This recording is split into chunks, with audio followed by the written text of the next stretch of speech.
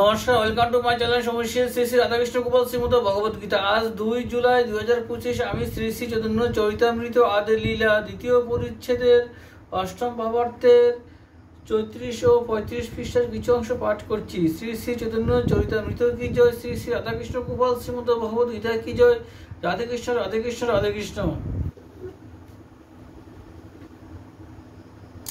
তাহা সভা হইতে তোমার ঐশ্বর্য অপার, অতএব অধীশ্বর তুমি সর্বপিতা, তোমার শক্তিতে তারা জগৎ রক্ষিতা।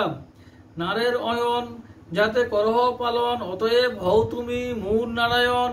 তৃতীয় কারণ শুনো শ্রী ভগবান, অনন্ত ব্রহ্মাণ্ড বহু বৈকুণ্ঠাদি ধাম, ইথে যত জীব তার ত্রিকালী কর্ম, তাহা দেখো সাক্ষী তুমি জানো সব মর্ম।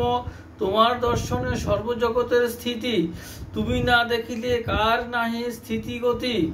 নারের অয়ন যাতে কর দর্শন, তাহাতেও হও তুমি মূল নারায়ণ। কৃষ্ণ কহেন ব্রহ্মা তোমার না বুঝি বচন,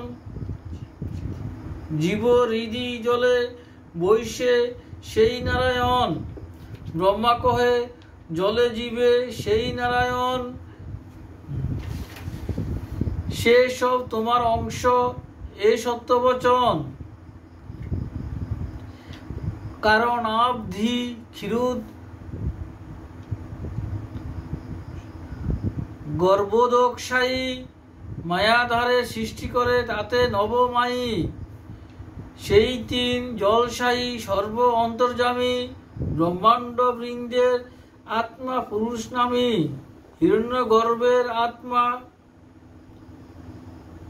গর্ভোদকশায়ী, বেষ্টি জীব অন্তর্যামী ক্ষীরোদকশায়ী।